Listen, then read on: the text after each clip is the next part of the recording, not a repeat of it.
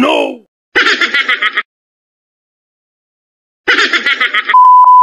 Magpapagawa nga kami ng CR kaya bibili na kami ng mga kailangan. Puno na kasi yung bubong ng kapitbahay namin kakaplying saucer ko. Kaya naman panahon na para bumili ng inidoro. Pagpasok ko nga ng tindahan yung mga ilaw agad ang napansin ko. Napakaganda mare, kayang paliwanagin kahit madilim na buhay mo. O yung ilaw ang usapan, hindi yung may-ari. Alam kong gipit ka pero ilaw ang meron dito, hindi sugar daddy. Magliliwanag talaga buhay mo pag nabembang ka ng asawa.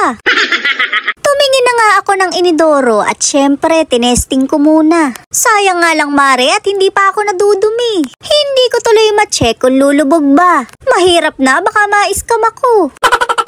Pinakita nga sa akin kung gaano katibay. Hindi daw basta-basta nasisira ang flash dahil good item. Lilinawin ko lang po, inidoro hanap ko, hindi posas.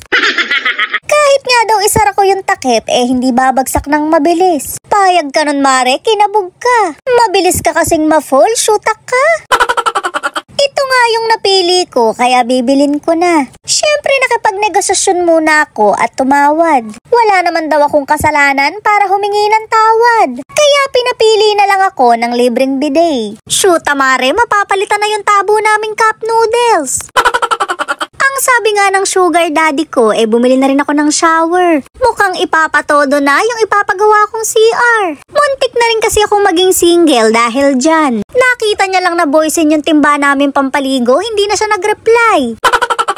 Iniisip ko nga mare, baka hindi na talaga timba ang dapat kong palitan. Baka naman kasi sugar daddy na talaga dapat. Paano na lang pag nakita niya yung baso namin, cup noodles din.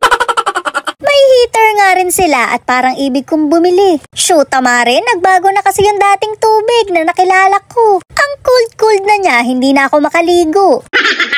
May mga lababo nga rin sila dito pero hindi ko pa naman kailangan. Nasanay na rin ako mare dahil wala naman kaming ganyan. Ang hugasan namin ng plato, diretso sa gripo. Kaya pag meron ako niyan, kahit plato ng kapitbahay ko, huhugasan ko.